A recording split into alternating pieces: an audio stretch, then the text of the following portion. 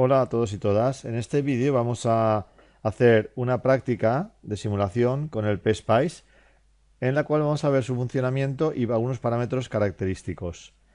Para esto vamos a hacer el montaje que tenemos en esta figura y vamos a abrir el PSpice. Vale, aquí tengo el schematics para poder meter una pareja de transistores MOSFET, uno de tipo de canal N, otro de canal P. Tenemos dos fuentes de alimentación, uno para la alimentación y otro para la entrada VE. Y luego tenemos un condensador que simula las cargas parásitas que tendría un inversor a la salida debido al cableado o a las entradas de otras puertas. Procedemos a coger todos los componentes con la entrada del menú Draw, Get New Part, también con la tecla abreviada Control G. Y aquí empezamos a buscar mbreak N, aquí tenemos el mbreak N, le doy un place, luego tengo el mbreak P, le doy un place. Vale, aquí tengo los dos. Tendría ya el mbreak N y el mbreak P. Le doy escape para salir. Ahora voy a coger las fuentes de alimentación. Voy a hacerlo con la tecla de Control G. Voy a poner V y tengo VDC, aquí la tengo. Hago place and close y puedo poner las dos. Puedo poner la de VCC, la VDD, perdón, y la entrada, la VE. Ahora me quedaría las masas, control G. Voy a buscar la AGND o la EGND. Me gusta más la EGND. La tenemos aquí, place and close. Y bueno, podemos poner una masa por aquí. La podemos conectar ya directamente. Y otras por aquí. Estas las voy a unir. Bien, le doy escape para salir. Vale, voy a hacer un zoom. Voy a hacer un fit to window con este botón de aquí. Hoy lo puedo bajar un poquito con el menos. Bien, un tema muy importante es que el MOSFET PMOS debemos darle la vuelta, porque el sustrato debe apuntar hacia arriba. El sustrato nos indica dónde está la fuente. Esto sería el drenador, el sustrato y la fuente. Y en el NMOS igual. O sea, el sustrato nos señala dónde está la fuente. La fuente aquí está correctamente colocada, pero en el PMOS no. En el PMOS la fuente debe estar arriba. Entonces seleccionamos el MOSFET PMOS y vamos a apretar las teclas Control R de rotate dos veces y luego Control F para hacer un flip. O sea, Control R, Control R, Control F. Ahora tenemos el transistor perfectamente colocado hacia arriba. Vemos que nos aparecen algunas sombras que las podemos eliminar con este botón de borrado. Bien, lo tenemos ya todo cableado.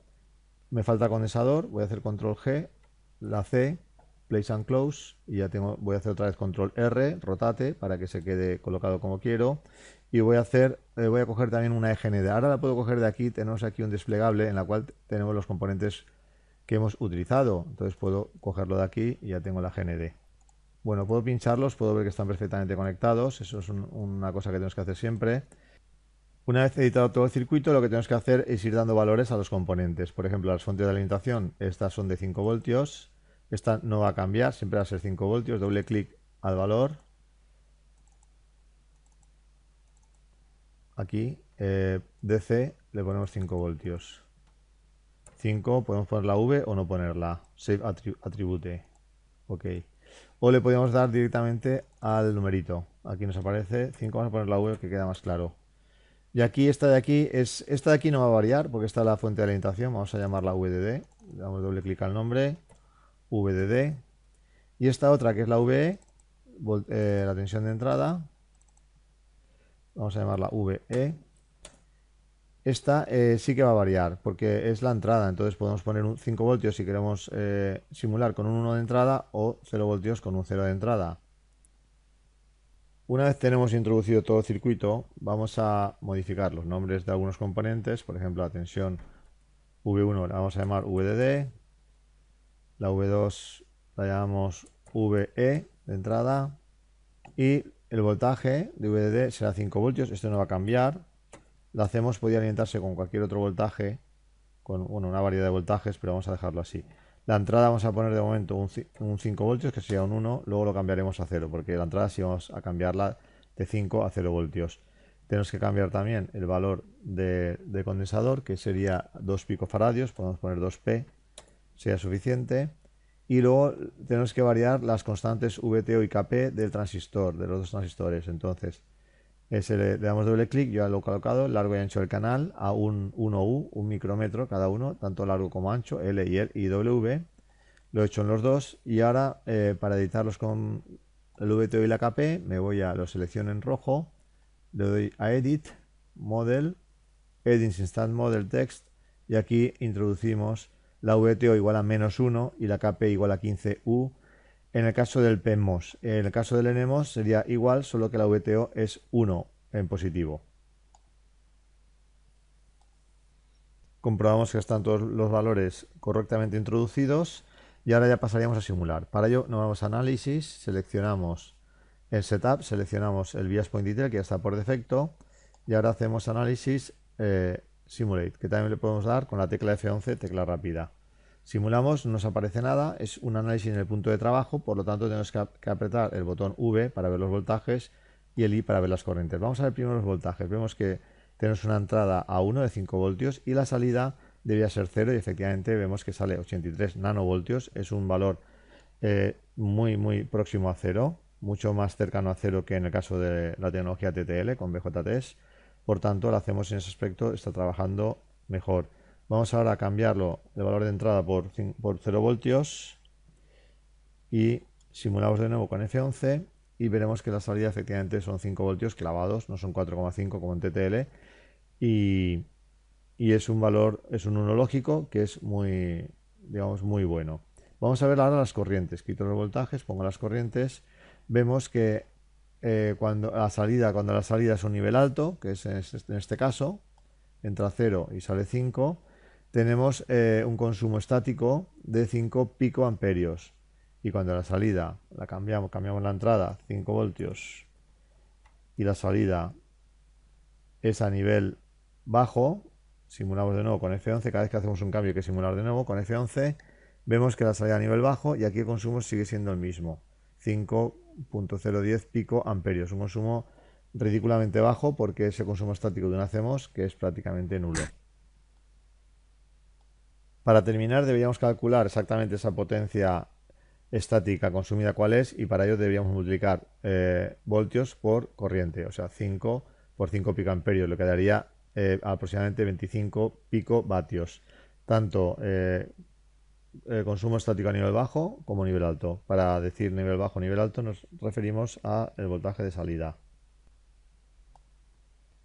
Bien, como conclusiones, en este ejercicio destacaríamos que la diferencia con TTL son que los niveles de tensión VOH y VL son muy extremos, prácticamente iguales a VD y GND, respectivamente, mientras que en TTL las salidas no eran tan extremo. La salida a nivel alto podía ser en torno a 4 voltios y la salida a nivel bajo en torno a 0,15 o 0,02.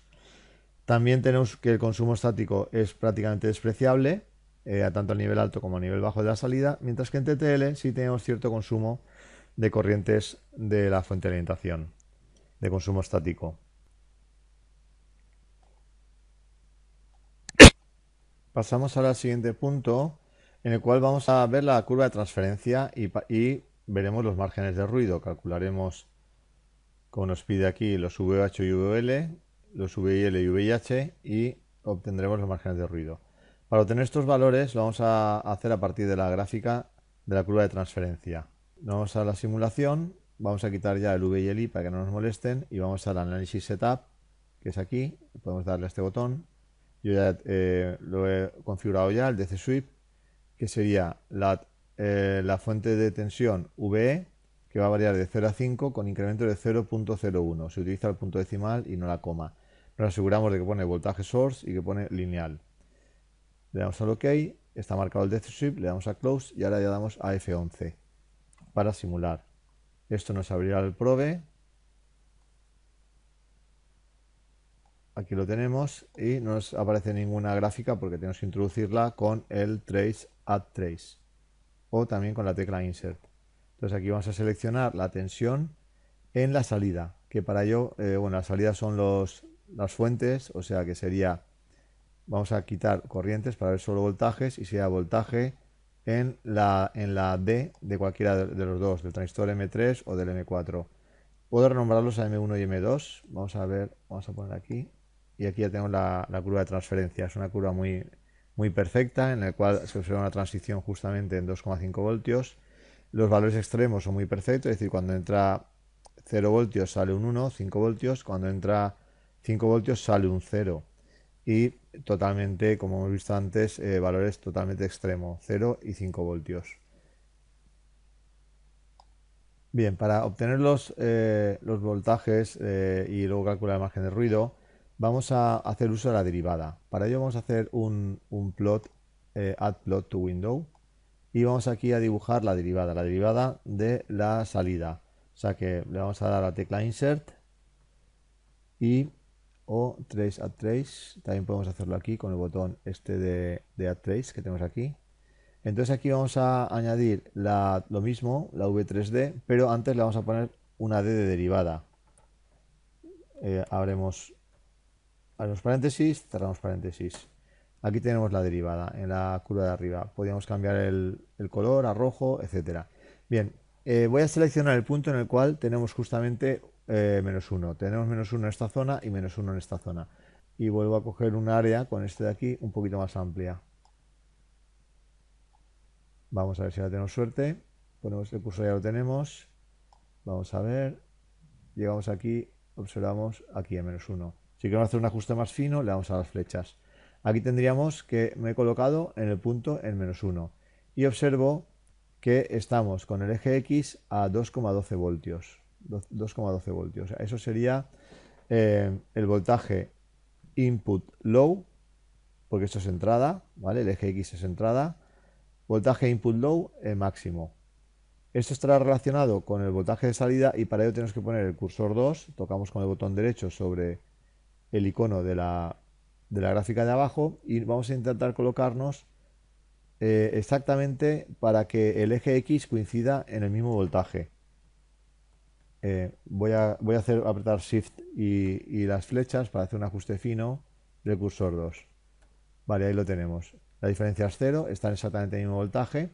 Y entonces ahora me tengo que fijar en el cursor 2, que es el de la gráfica de abajo, me tengo que fijar en el eje Y. O sea, dónde está, como reza aquí esto de aquí, que veis, donde está la derivada de -1, tenemos que sacar el V y L máximo, que ya lo tenemos, que es 2,12, y ahora tenemos que sacar el V o H mínimo. Entonces, el V o H mínimo es este valor de aquí, que es 4,62. Bien, ahora vamos a hacer lo mismo, pero en el punto donde la derivada vale -1, pero en el extremo de la derecha. Vamos a ahora encontrar la derivada de -1 de este otro punto, donde encontraremos el VH y el VOL. Vamos a ver, aquí en el probe, cogemos este cursor, que era el cursor 1, con el botón izquierdo nos vamos hasta que encontremos un -1. Por aquí más o menos. Toco el Shift. Vale, aquí sería ese, por ejemplo. Entonces aquí observamos ya que el eje X está en 2,8750 voltios, 2,87 voltios. Eso sería el VIH mínimo. O sea, lo que se considera un 1 como mínimo de entrada. O sea que se considera un 1 desde 2,87 hasta 5 voltios. Todo eso se considera un 1 a la entrada. Ahora vamos a tocar con el botón derecho aquí. Vamos a movernos en la curva de abajo hasta que los eje X coincidan. 2,8750. Vale, ahí lo tenemos. Ahora voy a tocar Shift para ajustarlo más fino. El Shift y las flechas de derecha a izquierda. Me he pasado. Vale, ahí lo tenemos, diferencia 0. Entonces, ahora vamos a observar el cursor 2, el cursor A2, lo que tenemos en el eje Y. En el eje Y tenemos 375 milivoltios, o sea, 0,375. Esto sería el VOL máximo. Lo vemos aquí, sería el VOL máximo. O sea que hemos encontrado este punto y con este punto hemos encontrado el VIH mínimo. Hemos hecho coincidir los dos cursores en este VIH mínimo y luego hemos visto lo que sería el VOL máximo con la curva de abajo. Y ahí ya tendríamos resuelto esa parte. Una vez tenemos los cuatro valores, para calcular los márgenes de ruido tenemos que hacer la resta. A continuación vamos a ver el consumo dinámico observando el pico de corriente que se produce en las transiciones. Volvemos al probe y lo que vamos a hacer es añadir, simulamos de nuevo y añadimos un plot, add plot to window, y en la parte de abajo vamos a ver la curva de transferencia como antes. Damos a add trace y vamos a elegir, así cambiar el nombre de los transistores M1 y M2. Vamos a elegir voltaje la V de M1D, por ejemplo, o M2D sería exactamente lo mismo. Y en la de arriba selecciono la de arriba, le doy a Trace y aquí voy a añadir una corriente. Quito voltajes, pongo corrientes y voy a seleccionar la ID de M1, que es el transistor PMOS. Y aquí vemos el pico de corriente que se produce justamente en la transición. O sea, de 0 a 1 voltio los transistores están cortados, no conduce, y de 4 a 5 voltios también están cortados. Pero de 1 a 4 voltios se produce la conducción de los dos transistores y por tanto hay una cierta corriente en la transición. Para cuantificar ese máximo de corriente que tenemos en el pico, ponemos el cursor, seleccionamos el icono y nos vamos hasta el mínimo, que podríamos seleccionar aquí un mínimo, que podríamos darle también con un mínimo relativo, justo. El X son 2,5 voltios y tenemos que el consumo son, o sea, el pico de corriente es de 16,8 microamperios. Como veis, es mucho mayor al consumo estático de varias órdenes de magnitud. Para cuantificar este pico de corriente de cuánto es, vamos a colocar un cursor, seleccionamos el icono y nos vamos aquí hasta el mínimo. Para ser más precisos, podemos dar un mínimo local y nos iríamos justamente a la mitad, 2,5 voltios el eje X y 16,87 microamperios el pico de corriente. Vemos que es negativo porque hemos seleccionado el M1, si vamos a seleccionar el M2 sería positivo, pero bueno, tenemos que coger el valor absoluto. En el siguiente punto vamos a analizar los retardos de propagación. Para ello vamos a cambiar el tipo de simulación. En lugar de DC Sweep vamos a hacer un análisis transient, un análisis en el tiempo. Es decir, el eje X va a ser tiempo, ya no va a ser el voltaje de entrada. También para ello tendremos que sustituir la fuente de entrada VE por un V-pulse, con los parámetros que nos dice aquí el guión, que son todos estos. Entonces voy a proceder a hacerlo. Seleccionaríamos la VDC, la suprimimos y ahora hago control G y pongo V-pulse. Aquí lo tenemos, place and close, sustituimos. Ahora le doy doble clic y vamos a colocar todos los parámetros que nos han dicho. Ya tengo introducido en el V-pulse todos los parámetros que me ha dicho el guión. Le doy OK y ya vamos ahora a pasar a configurar la simulación. Nos vamos a Análisis Setup, quitamos DC Sweep y colocamos Transient. Ahora tenemos que darle el tiempo final. El tiempo final va a ser de 1500 nanosegundos. Close y ya podemos simular. Si queremos que nos aparezca la salida directamente, sin necesidad de buscarla en el trace, podemos coger un pincho de voltaje, lo colocamos en la entrada y en la salida. Ponemos dos pinchos. Le doy Escape y ahora le doy F11 y nos saldrá en probe el resultado de la simulación. Tenemos el pulso del voltaje de entrada que está en verde y el pulso del voltaje de salida que está en rojo. Observamos que efectivamente es un inversor, que cuando salida vale 0, la entrada vale 0, la salida vale 1 y viceversa. Y ahora de lo que se trata es medir los tiempos de retraso. Para ello vamos a utilizar cursores y vamos a medir en una transición y en otra qué distancia hay desde que cambia la entrada hasta que cambia la salida. Para ello vamos a fijarnos en el punto justo intermedio que son 2 voltios y medio. Entonces vamos a poner un cursor. Para seleccionar un cursor en cada curva tenemos que tocar el botón izquierdo en el icono verde y el botón derecho en el icono rojo. Ahora nos vamos a situar. Esto va muy rápido, tenemos que hacerlo con las teclas de flechas hasta que veamos que estemos en 2,5 voltios, que es justo a la mitad del eje Y. O sea, claro, el eje Y es la tensión tanto de entrada como de salida. Esto sería lo más próximo, 2,5021. Aquí lo tenemos y aquí tenemos el tiempo, el valor absoluto del eje X en tiempo, 205 nanosegundos.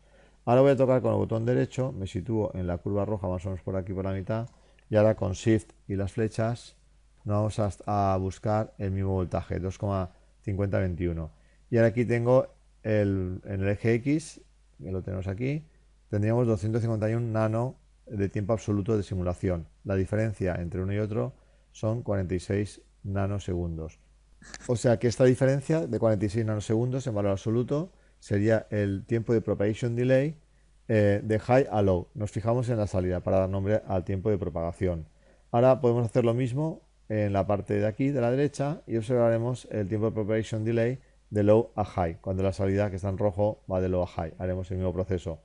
Aquí está, la diferencia vuelve a ser la misma, 46 nanosegundos. El tiempo de propagation delay low a high. Aquí teníamos cómo se medían los tiempos de propagation delay, tanto en una transición como en la otra. Y por último, lo que vamos a hacer es observar el consumo dinámico debido a la carga de las capacidades parásitas.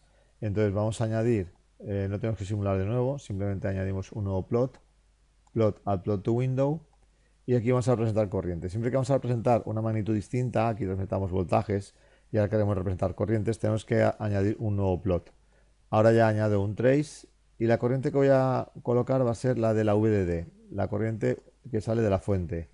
Y entonces aquí observamos que la corriente de la fuente no sale en las dos transiciones, solo sale en la transición en la cual la salida iba de low a high. ¿Por qué? Porque está conduciendo, va a ponerse a conducir el transistor PMOS y va a cargar, como se observa aquí, va a cargar el condensador. O sea, solamente en esa transición, cuando conduce el PMOS, es cuando se carga el condensador y por tanto se carga el condensador desde la fuente de alimentación. Entonces hay una salida, un pico de corriente de la fuente de alimentación. En la otra transición, en la que conduce el NMOS, realmente lo que ocurre aquí es que lo que se hace es descargar el condensador hacia masa, desde la salida hasta masa, por tanto no hay consumo desde la fuente, sino que es la misma corriente que hemos almacenado en el condensador, ahora la llevamos a masa.